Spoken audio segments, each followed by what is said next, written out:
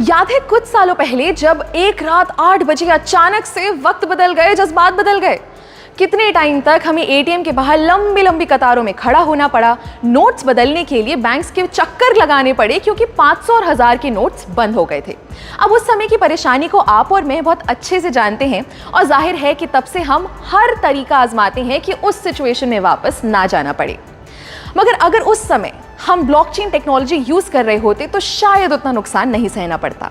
नमस्कार, स्वागत है आपका जी के डिजिटल शो पर। मैं हूं पलक यादव और आज हम बात करेंगे क्रिप्टो करेंसी के एक बहुत अहम पहलू पर जिसका नाम है ब्लॉकचेन। अब क्रिप्टो तो हम समझ गए, मगर ये सवाल आपके मन में जरूर आया होगा कि आखिर जितनी भी क्रिप्टो से होने वाली ट्रांजैक्शंस हैं उनका रिकॉर्ड कैसे रखा जाता है या उन्हें सिक्योर कैसे किया जाता है, या जो हमने क्रिप्टो के डिसेंट्रलाइज्ड होने की पिछले वीडियो में बात की थी, आखिर वो कैसे पॉसिबल है। इस सब का एक ही जवाब है ब्लॉकचेन। ब्लॉकचेन एक बड़ा सा बटा हुआ डेटाबेस है जो हजारों लाखों कंप्यूटर्स पे शेयर्ड होता है और ये सारे कंप्यूटर्स आपस में कनेक्टेड होते हैं। आसान भाषा में कहें तो जैसे एक दुकानदार अपने पास एक रजिस्टर बना के रखता है ना कि कितना राशन आया, कितना बिका, ठीक वैसे ही ब्लॉकचेन एक डिजिटल रजिस्टर की तरह होता है। अब वैसे तो ब्लॉकचेन का कई सेक्टर्स में इस्तेमाल हो सकता है, मगर ये हाल ही में सबसे ज्यादा पॉपुलर हुआ क्रिप्टो करेंसी से होने वाली ट्रांजैक्शंस के लिए। वैसे तो ब्लॉकचेन एक एक्सपेरिमेंट के तौर पर 1991 में आया था, मगर इसका इस्तेमाल शुरू हुआ 2009 में जब बिटकॉइन आया। जी हाँ, कुछ सुना सुना लगा। सातोशी नाकामोटो ने जब 2009 में बिटकॉइन शुरू किया, तब ही बिटकॉइन के आसपास उन्होंने ब्लॉकचेन का कॉन्सेप्ट यूज किया। चलिए इसको जरा ऐसे समझते हैं।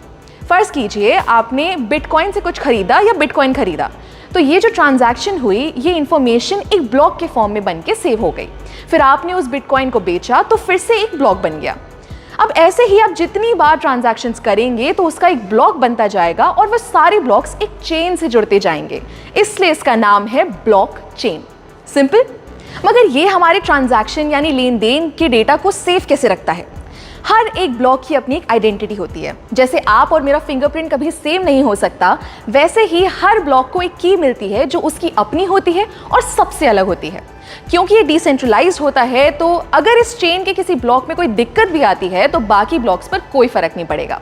ब्लॉकचेन एक ऐसा सिस्टम है जिसे हैक करना, हटाना या चेंज करना लगभग नामुमकिन है।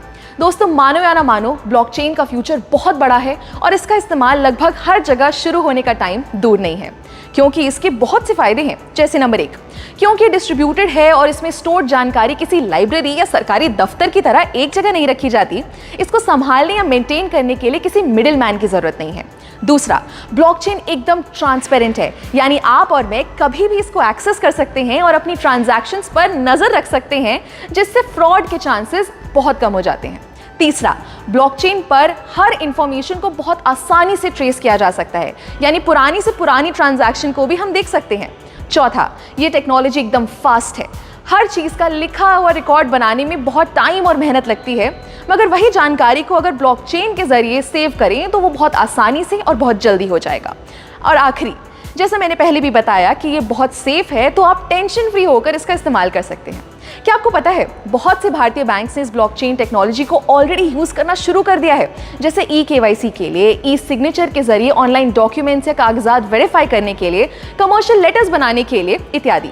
हमारी प्लानिंग कमीशन यानी नीति आयोग ने भी ब्लॉकचेन पर व्हाइट पेपर पब्लिश कर दिया है, जिसमें ई गवर्नेंस को लेकर इसके इस्तेमाल की बात की गई है। एक मजे की बात बताऊं, 2010 में पहली बार फ्लोरिडा के एक आदमी ने 10,000 बिटकॉइन से 2 पिज्जा खरीदे थे, और आज एक बिटकॉइन की अगर कीमत लगभग 15 लाख रुपए है, तो अनुमान लगाइए 10,000 बिटकॉइंस की कीमत क्या होगी। ऐसे ही आपको क्रिप्टो की दुनिया की मजेदार बातें बताते रहेंगे, सो स्टे ट्यून्ड और देखते रहिए जी डिजिटल।